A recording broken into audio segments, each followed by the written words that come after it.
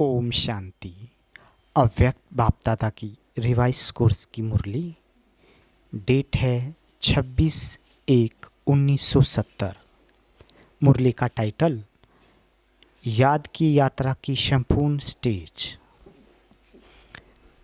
बाप दादा भी यहाँ बैठे हैं और आप भी बैठे हो, लेकिन बाप दादा और आप में क्या अंतर है? पहले भी साकार रूप में यहाँ बैठे थे, लेकिन अब जब बैठते हैं तो क्या फील होता है? जैसे साकार रूप में बाप के लिए समझते थे कि लोन ले आए हैं, उसी समान अनुभव अभी होता है। अभी आते हैं मेहमान बनकर। यूं तो आप सभी भी अपने को मेहमान समझते हो, लेकिन आपके और बाप के समझने में फ़र्क है। मेहमान उसको कहा जाता है जो आता है और जाता है। अभी आते हैं फिर जाने के लिए। वह था बुद्धि योग का अनुभव। ये है प्रैक्टिकल अनुभव।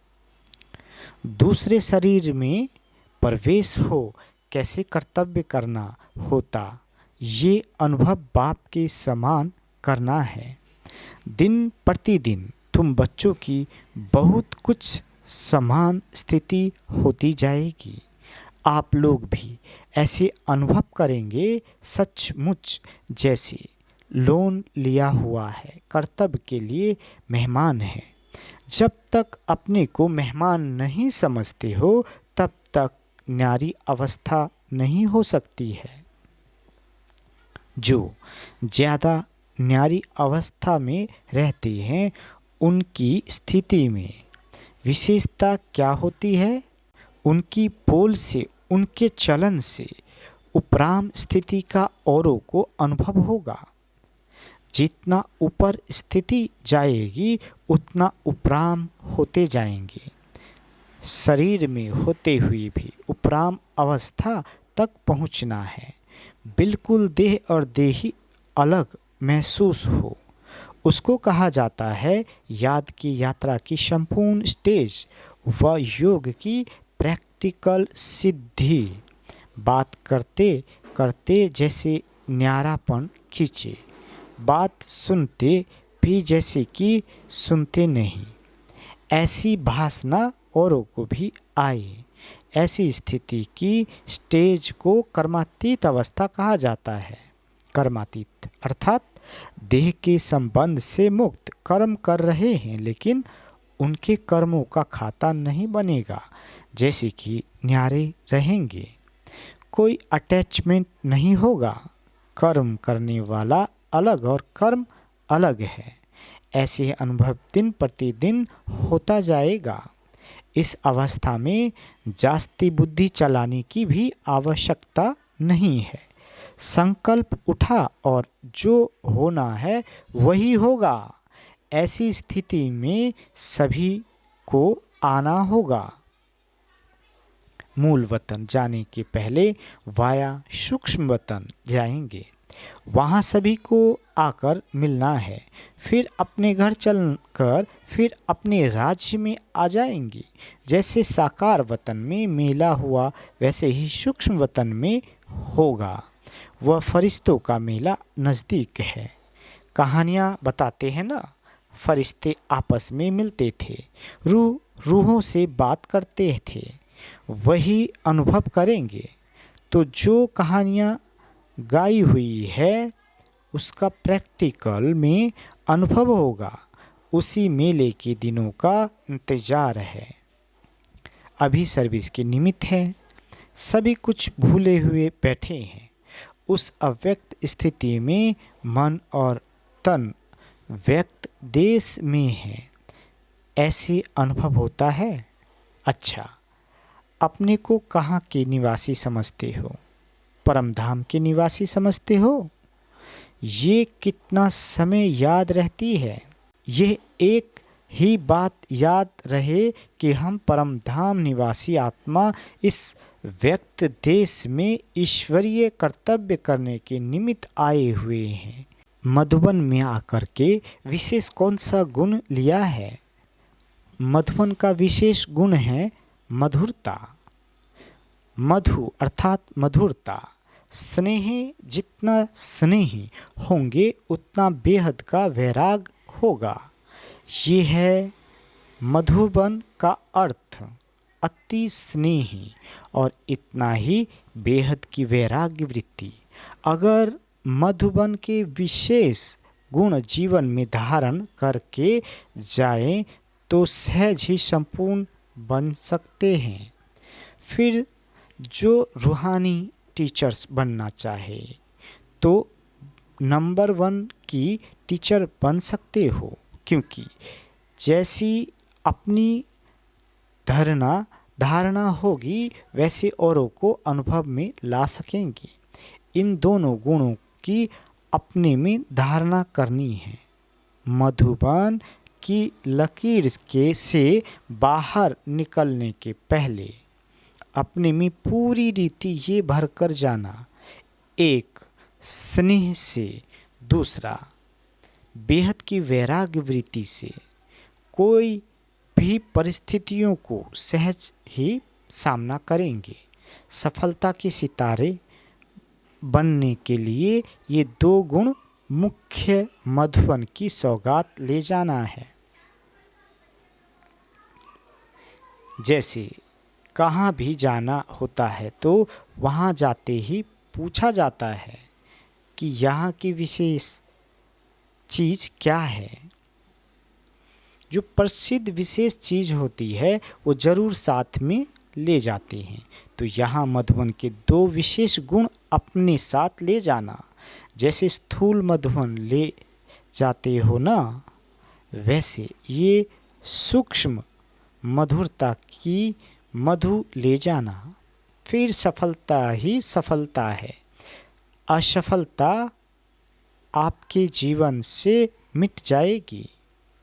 सफलता का सितारा अपने मस्तक में चमकते हुए देखेंगे। तुम सफलता के सितारे हो व पुरुषार्थ के सितारे हो, क्या समझते हो? सफलता के सितारे हो, जैसा लक्ष्य होता है वैसा ही लक्षण होता है। अगर अब तक यही सोचते रहेंगे कि हम पुरुषार्थी हैं तो ऐसा समझने से कई छोटी छोटी गलतियां अपने को माफ़ कर देते हो। समझते हो हम तो पुरुषार्थी हैं, इसलिए अपुरुषार्थी नहीं, लेकिन सफलता का स्वरूप बनना है। कहाँ तक पुरुषार्थ में रहेंगे? जब स्वयं सफलता स्वरूप बनेंगे तब दूसरी आत्माओं को भी सफलता का मार्ग बता सकेंगे। अगर खुद ही अंत तक पुरुषार्थी चलते रहेंगे तो संगम के प्रारब्ध का अनुभव कब करेंगे? क्या यह जीवन पुरुषार्थी ही रहेंगे? इस संगम युग की प्रारब्ध प्रत्यक्ष रूप में नहीं प्राप्त करेंगे। संगम के पुरुषार्थ का फल क्या? सफलता तो सफलता स्वरूप भी निश्चय करने से सफलता होती रहेगी। जब ये समझेंगे कि मैं हूँ ही सफलता का सितारा तो असफलता कैसे आ सकती है?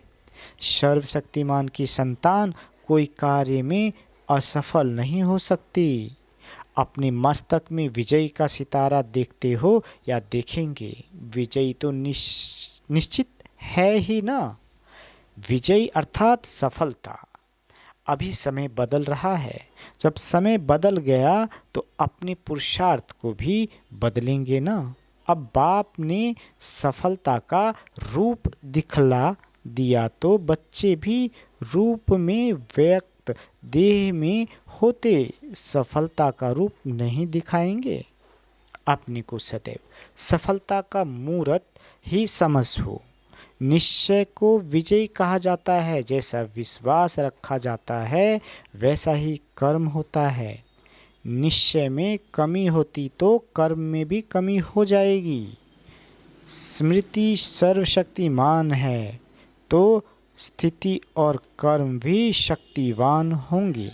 इसलिए कभी भी अपनी स्मृति को कमज़ोर नहीं रखना। शक्ति दल और पांडव कब असफल हो सकते हैं क्या? अपनी कल्प पहले वाली बात याद है कि पांडवों ने क्या किया था? विजयी बने थे। तो अब अपनी स्मृति को श्रेष्ठ बनाऊं। अब संगम पर है विजय का तिलक, फिर इस विजयी के तिलक से राज्य तिलक मिलेगा। इस विजय के तिलक को कोई मिटा नहीं सकते। ऐसा निश्चय है, जो विजयी रतन है उनकी हर बात में विजयी ही विजयी है। उनकी हार हो नहीं सकती। हार तो बहुत जन्म खाते रहे, अब आकर विजयी बने। बाद फिर हार क्यों? विजय हमारी ही है। ऐसा एक बल, एक भरोसा हो। बच्ची यदि ज्ञान में नहीं चलती है तो क्या करें? अगर कोई इस मार्ग में नहीं चल सकते हैं तो शादी करनी ही पड़े। उन्हों की कमजोरी भी अपने ऊपर से मिटानी है। साक्षी हो, मजबूरी भी करना होता है। वो हुआ फर्ज। लगन नहीं है, फर्ज पालना करती है। एक होता है लगन से करना, एक होता है निमित्त फर्ज निभाना। सभी आत्माओं का एक ही समय ये जन्मसिद्ध अधिकार लेने का पाठ नहीं है। परिचय मिला, परिचय मिलना तो जरूर है, पहचानना भी है, लेकिन कोई का पाठ अभी है, कोई का पीछे। बीजों में से कोई झट से फल देता है, कोई देरी से फल देता है। वैसे ही यहाँ भी हर एक का अपने समय पर पाठ है। कोई देरी से फल देता है, वैसे ही यहाँ भी हर एक का अपने समय पर पाठ है। फर्ज समझ करेंगे तो माया का मर्ज नहीं लगेगा, नहीं तो वायुमंडल का असर लग सकता है। इसलिए फर्ज समझ करना है। फर्ज और मर्ज में सिर्फ एक बिंदी का फर्क है, लेकिन बिंदी रूप में न होने कारण फर्ज भी मर्ज हो जाता है। जो मददगार है उन्हों को मदद तो सदैव मिलती है। बाप की मदद हर कार्य में कैसे मिलती है ये अनुभव होता है। एक दो के विशेष गुण को देख एक दो को आगे रखना है। किसको आगे रखना? ये भी अपने को आगे बढ़ाना है। शिव जयंती पर आवाज़ फैलाना सहज होता है। जितनी हिम्मत हो उतना करो, क्योंकि फिर समय ऐसा आना है जो इस सर्विस के मौके भी कम मिलेंगे। इसलिए जितना कर सकते हो उतना करो। भूले क्यों होती है उसकी गहराई में जाना है। अंतर्मुख हो सोचना चाहिए, ये भूल क्यों हुई? ये तो माया का रूप है। मैं तो रचयिता बाप का बच्चा हूँ। अपने साथ एकांत में ऐसे ऐसे बात करो, उभारने से कोशिश करो। कहाँ भी जाना होता है तो अपना यादगार छोड़ना होता है और कुछ ले जाना होता है। तो मधुबन में विशेष कौन सा यादगार छोड़ा? एक एक आत्मा के पास ये ईश्वरीय स्नेह और सहयोग का यादगार छोड़ना है। जितना एक दो के स्नेही सहयोगी बनते हैं उतना ही माया के विघ्न हटाने में सहयोग मिलता है। सहयोग देना अर्थात सहयोग लेना, परिवार में आत्मिक स्नेह देना है और माया पर विजय पाने का सहयोग लेना है। ये लेन देन का हिसाब ठीक रहता है। इस संगम समय पर ही अनेक जन्मों का संबंध जोड़ना है। स्नेह संबंध जोड़ने का साधन। जैसे कपड़े सिलाई करने का साधन धागा होता है, वैसे ही भविष्य संबंध जोड़ने का साधन है स्नेह रूपी धागा। वैसे यहाँ जोड़ेंगे वैसे वहाँ जुड़ा हुआ मिलेगा। जोड़ने का समय और स्थान ये है। ईश्वरीय स्नेह भी तब जुड़ सकता है जब अनेक के साथ स्नेह समाप्त हो जाता है। तो अब अनेक स्नेह समाप्त कर एक से स्नेह जोड़ना है। वह अनेक स्नेह भी परेशान करने वाले हैं और ये एक स्नेह सदैव के लिए परिपक्व बनाने वाला है। अनेक तरफ से तोड़ना और एक तरफ जोड़ना है। बिना तोड़े कभी जुट नहीं सकता। अभी कमी को भी भर सकते हो, फिर भरने का समय खत्म। ऐसे समझकर कदम को आगे बढ़ाना है। सभी तीव्र पुरुषार्थी हो वह पुरुषार्थी हो। तीव्र पुरुषार्थी के मन के संकल्प में भी हार नहीं हो सकती। ऐसी स्थिति बनानी है जो संकल्प में भी माया से हार न हो। इसको कहा जाता है तीव्र पुरुषार्थी। वे शुद्ध संकल्पों में पहले से ही मन को बिजी रखेंगे तो और संकल्प नहीं आएंगे। पूरा भरा हुआ होगा तो एक बूंद भी जास्ती भर नहीं सकेंगी, नहीं तो भर जाएगा। तो यही संकल्प मन में रहे जो व्यर्थ संकल्प आने का स्थान ही न हो। इतना अपने को बिजी रखो। मन को बिजी रखने के तरीके जो मिलते हैं वह आप पूरे प्रयोग में नहीं लाते हो, इसलिए व्यर्थ संकल्प आ जाते हैं। एक तरफ बिजी रखने से दूसरा तरफ स्वयं छूट जाता है। मंथन करने के लिए तो बहुत खजाना है। इसमें मन को बिजी रखना है।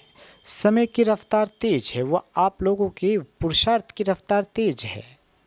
अगर समय तेज चल रहा है और पुरुषार्थ ढीला है तो उसकी रिजल्ट क्या होगी? समय आगे निकल जाएगा और पुरुषार्थी रह जाएंगे। समय की गाड़ी छूट जाएगी, सवार होने वाले रह जाएंगे। समय की कौन सी तेज देखते हो? समय में बीती को बीती करने की तेज है। वही बात को समय फिर कब रिपीट करता है? तो पुरुषार्थ की जो भी कमियां हैं उसमें बीती को बीती समझ आगे हर सेकंड में उन्नति को लाते जाओ तो समय के समान तेज चल सकते हो। समय तो रचना है ना, रचना में ये गुण है तो रचयिता में भी होना चाहिए। ड्रामा क्रिएशन है तो क्रिएटर के बच्चे आप हो ना, तो क्रिएटर के बच्चे क्रिएशन में से ढीले क्यों? इसलिए सिर्फ एक बात का ध्यान रहे कि जैसे ड्रामा में हर सेकंड अथवा जो बात बीती जिस रूप से बीत गई वह फिर से रिपीट नहीं होगी, फिर रिपीट होगी 5000 वर्ष के बाद। वैसे ही कमजोरियों को बार बार रिपीट करते हो। अगर ये कमजोरियां रिपीट ना होने पाए तो फिर पुरुषार्थ तेज हो जाएगा। जब कमजोरी समेटी जाती है तब कमजोरी की जगह पर शक्ति भर जाती है। अगर कमजोरी रिपीट होती रहती है तो शक्ति नहीं भरती है। इसलिए जो बीता सो बीता। कमजोरी की बीती हुई बातें फिर संकल्प में भी नहीं आनी चाहिए। अगर संकल्प चलते हैं तो वाणी और कर्म में आ जाते हैं। संकल्प में भी खत्म कर देंगे तो वाणी कर्म में नहीं आएगी। फिर मन वाणी कर्म तीनों शक्तिशाली हो जाएंगे। बुरी चीज को सदैव फौरन ही फेंका जाता है, अच्छी चीज को प्रयोग किया जाता है। तो बुरी बातों को ऐसे फेंको जैसे बुरी चीज को फेंका जाता है। फिर समय पुरुषार्थ से तेज नहीं जाएगा, समय का इंतज़ार आप करेंगे तो हम तैयार बैठे हैं, समय आए तो हम जाएं, ऐसी स्थिति हो जाएगी। अगर अपनी तैयारी नहीं होती है तो फिर सोचा जाता है कि समय थोड़ा हमारे लिए रुक जाएगा। बांधेली का योग तेज होता है क्योंकि जिस बात से कोई रोकते हैं तो बुद्धि जरूर उस तरफ लगी रहती है। घर बैठी भी चरित्रों का अनुभव कर सकती हो, लेकिन ऐसे लगन चाहिए। जब ऐसी लगन अवस्था हो जाएगी तो फिर बंधन कट जाएंगे। एक की याद ही अनेक बंधनों को तोड़ने वाली है। एक से जोड़ना है, अनेक से तोड़ना है। एक बाप के सिवाय दूसरा ना कोई। जब ऐसी अवस्था हो जाएगी फिर ये बंधन आदि सभी खत्म हो जाएंगे। जितना अटूट स्नेह होगा उतना ही अटूट सहयोग मिलेगा। सहयोग नहीं मिलता, इसका कारण स्नेह में कमी है। अटूट स्नेह रख करके अटूट सहयोग को प्राप्त करना है। कल्प पहले का अपना अधिकार लेने लिए फिर से पहुंच गए हो, ऐसा समझते हो। वह स्मृति आती है कि हम ही कल्प पहले थे, अभी भी फिर से हम ही निमित्त बनेंगे। जिसको ये नशा रहता है उनके चेहरे में खुशी और ज्योति रूप देखने में आता है। उनके चेहरे में अलौकिक व्यक्तित्व चमक रहती है। उनके नयनों से, मुख से सदैव खुशी ही खुशी देखेंगे। देखने वाला भी अपना दुख भूल जाएगा। जब कोई दुखी आत्मा होती है तो अपने को खुशी में लाने लिए खुशी के साधन बनाती है ना, तो दर्पण में चेहरा देखने में आए। तुम्हारे चेहरे से सर्विस हो ना बोलते हुए आपका मुख सर्विस करे। आजकल दुनिया में अपने चेहरे को ही श्रृंगारते हैं ना, तो आप सभी आत्माओं का भी ऐसा श्रृंगार हुआ मुख देखने में आए। सर्वशक्तिमान बाप के बच्चे हैं, फिर शक्ति न आए, ये कैसे हो सकता है? जरूर बुद्धि की तार में कमी है। तार को जोड़ने के लिए जो युक्तियाँ मिलती है उसको अभ्यास में लाओ। तोड़ने बगैर जोड़ लेते हैं तो पूरा फिर जुटता नहीं, थोड़े समय के लिए जुटता फिर टूट जाता है। इसलिए अनेक तरफ से तोड़कर एक तरफ जोड़ना है। इसके लिए संग भी चाहिए और अटेंशन भी चाहिए। हर कदम पर संकल्प पर अटेंशन। संकल्प जो उठता है वो चेक करो कि ये हमारा संकल्प यथार्थ है व नहीं। इतना अटेंशन जब संकल्प पर हो तब वाणी भी ठीक और कर्म भी ठीक रहे। संकल्प और समय दोनों ही संगम युग के विशेष खजाने हैं जिससे बहुत कमाई कर सकते हो। जैसे स्थूल धन को सोच समझकर प्रयोग करते हैं कि एक पैसा भी व्यर्थ न जाए, वैसे ही ये संगम का समय और संकल्प व्यर्थ न जाए। अगर संकल्प पावरफुल है तो अपने ही संकल्प के आधार पर अपने लिए सतयुगी सृष्टि लाएंगे। अपने ही संकल्प कमज़ोर हैं तो अपने लिए त्रेतायुगी सृष्टि लाते हैं। ये खजाना सारे कल्प में फिर नहीं मिलेगा। तो जो मुश्किल से एक ही समय पर मिलने वाली चीज़ है उसका कितना अमूल्य रखना चाहिए। अभी जो बना सो बना, फिर बनने हुए को देखना पड़ेगा। बना नहीं सकेंगे, अभी बना सकते हो, उसका अब थोड़ा समय है। दूसरों को तो कहते हो बहुत गई थोड़ी रही, लेकिन अपने साथ लगाते हो। समय थोड़ा रहा है लेकिन काम बहुत करना है। अपने आप से दृढ़ प्रतिज्ञा करो कि आज से फिर कब बातें कभी नहीं रहेंगी। ये संस्कार अपने में फिर इमर्ज नहीं होने देंगे।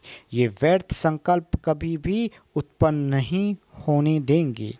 जब ऐसी दृढ़ प्रतिज्ञा करेंगे तभी प्रत्यक्ष फल मिलेगा। अब दिन बदलते जाते हैं तो खुद को भी बदलना है। अब ढीले पुरुषार्थ के दिन चले गए, अब है तीव्र पुरुषार्थ करने का समय। तीव्र पुरुषार्थी के समय अगर कोई ढीला पुरुषार्थ करे तो क्या कहेंगे? इसलिए अब होश में आओ, बार बार बेहोश न हो। संजीवनी बूटी साथ में रख, सदैव होश में रहो। बाकी हाँ करेंगे, हो जाएगा, देख लेंगे, ये अक्सर अभी ना निकले। ऐसी बातें बहुत समय सुनी, अब बाप दादा यही सुनने चाहते हैं कि हाँ बाबा करके दिखाएंगे। अपनी चलन में अलौकिकता लाओ तो चलन की आकर्षण लौकिक संबंधियों आदियों को भी स्वयं खींचेगी। लौकिक संबंधी में वाणी काम नहीं करती, चलन की आकर्षण होगी तो अब बहुत तेज से चलना है। अभी ऐसा बदल कर दिखाओ जो सभी के आगे एग्जाम्पल बनो। एक सेकंड भी नहीं गंवाना है, चेक आप कर सकते हो। अब समय बहुत थोड़ा रह गया है। समय भी बेहद की वैराग्य वृत्ति को उत्पन्न करता है, लेकिन समय के पहले जो अपनी मेहनत से करेंगे तो उनका फल ज़्यादा मिलेगा। जो खुद नहीं कर सकेंगे उन्हों के लिए समय हेल्प करेगा, लेकिन वह समय की बलिहारी होगी, अपनी नहीं। कितनी बार बाप दादा से मिले हुए हो, ये स्मृति में है कि अनेक बार ये जन्मसिद्ध अधिकार मिला है। कितना बड़ा अधिकार है जो कई प्रयत्नों से भी नहीं प्राप्त हो सकता, ये सहज ही प्राप्त हो रहा है। ऐसा अनुभव किया है। समय बाकी कितना है और पुरुषार्थ क्या किया है, दोनों ही की परख है। समय कम है और पुरुषार्थ बहुत करना है। जब कोई स्टूडेंट लास्ट टाइम पर आकर दाखिला होते हैं तो वह थोड़े समय में कितनी मेहनत करते हैं। जितना समय तेज जा रहा है इतना तेज पुरुषार्थ है। कब शब्द निकाल ही देना चाहिए। जो तीव्र पुरुषार्थी होते हैं वो कब शब्द नहीं बोलते, अब बोलेंगे, अब से करेंगे। ये संगम समय का एक सेकंड भी कितना बड़ा मूल्यवान है। एक सेकंड भी व्यर्थ गया तो कितनी कमाई व्यर्थ हो जाएगी। पूरे कल्प की तकदीर बनाने का ये थोड़ा समय है। एक सेकंड पद्मों की कमाई करने वाला भी है और एक सेकंड में पद्मों की कमाई गवाता है। ऐसे समय को परख करके फिर पाँव तेज करो। समस्याएं तो बनती रहेगी। स्थिति इतनी पावरफुल हो जो स्थिति से बदल जाए।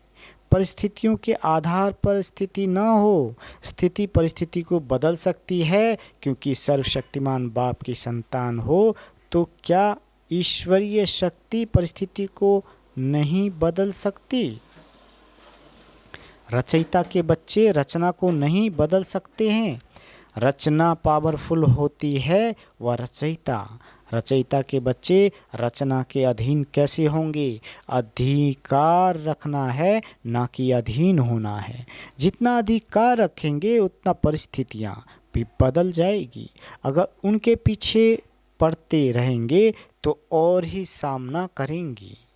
परिस्थितियों के पीछे पड़ना ऐसे हैं जैसे कोई अपनी परछाई को पकड़ने से वह हाथ आती है और ही आगे बढ़ती है।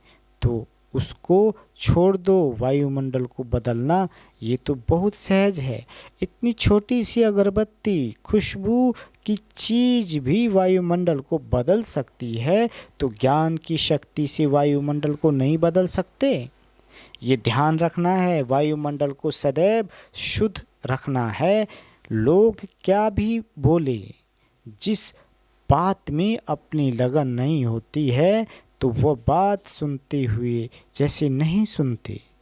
तन भाव वहाँ हो लेकिन मन नहीं।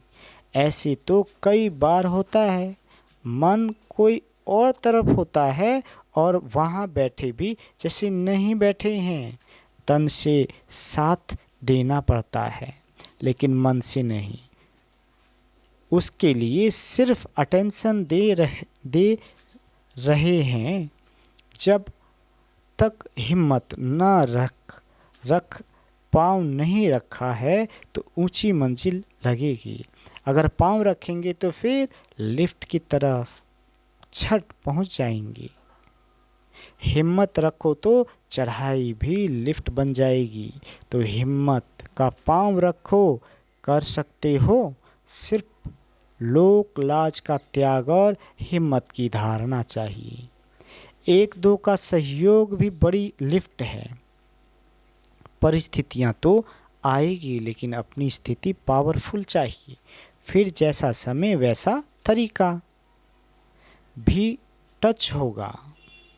अगर समय प्रमाण युक्ति नहीं आती है तो समझना चाहिए योग बल नहीं है। योग युक्त है तो मदद भी जरूर मिलती है। जो यथार्थ पुरुषार्थी है उनके पुरुषार्थ में इतनी पावर रहती है, ज़्यादा सोचना भी नहीं चाहिए। अनेक तरफ लगाव है, फिर माया की अग्नि भी लग जाती है, परंतु लगाव नहीं होना चाहिए। फर्ज तो निभाना है लेकिन उसमें लगाव ना हो। ऐसा पावरफुल रहना है जो औरों के आगे एग्जाम्पल हो। जो एग्जाम्पल बनते हैं वो एग्जाम मिनीज में पास होते हैं। एग्जामनी देने लिए एग्जाम्पल बन दिखाओ, जो सभी देखे कि ये कैसे नवीनता में आ गए हैं। ऐसे सर्विसफुल बनना है जो आपको देख औरों को प्रेरणा मिले। पहले जो शक्तियाँ निकली उन्होंने इतनी शक्तियों को निकाला। आप शक्तियाँ फिर सृष्टि को बदलो। इतना आगे जाना है। गीत भी है ना, हम शक्तियाँ दुनिया को बदल कर दिखाएंगे। सृष्टि को कौन बदलेंगे? जो पहले खुद बदलेंगे। शक्तियों की सवारी शेर पर दिखाते हैं। कौन सा शेर? ये माया जो शेरनी रूप में सामना करने आती है, उनको अपने अधीन कर सवारी बनाना, अर्थात उनकी शक्ति को ख़त्म करना। ऐसी शक्तियाँ जिनकी शेर पर सवारी दिखाते हैं वही तुम हो ना। वो सभी का ही चित्र है। ऐसी शेरनी शक्तियाँ कभी माया से घबराती नहीं, लेकिन माया उनसे घबराती है। ऐसी माया जीत बने हो ना। शक्तियाँ बगैर बंधन नहीं टूटेंगे। याद की शक्ति है, एक बाप दूसरा न कोई। ऐसा सौभाग्य कोटों में कोई को मिलता है। इतना पद्मा पदम भाग्यशाली अपने को समझते हो? शक्ति दल बहुत कमाल कर सकता है। जो हड्डी सेवा करने वाले होते हैं उनको बाप भी मदद करता है। जो स्नेही है उनसे बाप भी स्नेही रहता है। बाप के भी वही बच्चे सामने रहते हैं। भल कोई कितना भी दूर हो लेकिन बाप दादा के दिल के नज़दीक है। सभी से अच्छी सौगात है अपने इस चेहरे को सदैव हर्षित बनाना। कभी भी कोई परेशानी की रेखा ना हो। जैसे संपूर्ण चंद्रमा कितना सुंदर लगता है, वैसे अपना चेहरा सदैव हर्षित रहे। चेहरा ऐसा चमकता हुआ हो जो कोई भी आपके चेहरे में अपना रूप देख सके। चेहरा दर्पण बन जाए। अनेक आत्माओं को अपना मुखड़ा दिखलाना है। अभी पद्मा पदम भाग्यशाली बनना है, महादानी बनना है, रहम दिल बाप के बच्चे सर्व आत्माओं पर रहम करना है। इस रहम की भाव से कैसी भी आत्माएं बदल सकती है। सारे दिन में ये चेक करो कि कितने रहम दिल बने, कितनी आत्माओं पर रहम करना है।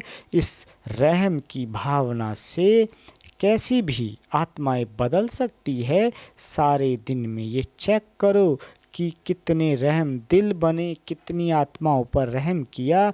दूसरों को सुख देने में भी अपने में सुख भरता है। देना अर्थात लेना। दूसरों को सुख देने से खुद भी सुख स्वरूप बनेंगे, कोई विघ्न नहीं आएंगे। दान करने से शक्ति मिलती है। अंधों को आंखें देना कितना महान कार्य है। आप सभी का यही कार्य है। अज्ञानी अंधों को ज्ञान नेत्र देना और अपनी अवस्था सदैव अचल हो। तुम बच्चों की स्थिति का ही ये अचल घर यादगार है। जैसे बाप दादा एक रस रहते हैं, वैसे बच्चों को भी एक रस रहना है। जब एक के ही रस में रहेंगे तो एक रस अवस्था में रहेंगे। अच्छा, ओम शांति।